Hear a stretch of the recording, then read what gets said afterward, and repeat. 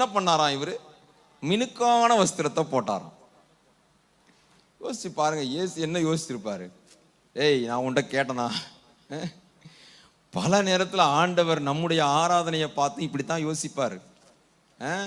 சனிக்கிழமை வரைக்கும் நீ பண்ண காரியத்துல நான் அடிபட்டு குற்றுயிரும் கொலையுருமா வந்து நிக்கிறேன்.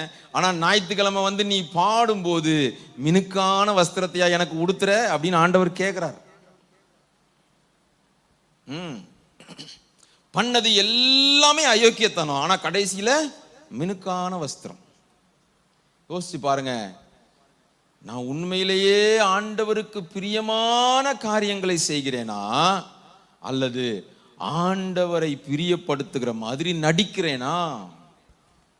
வெளியில இருந்து பார்க்கிறவன் என்ன சொல்லியிருப்பான்?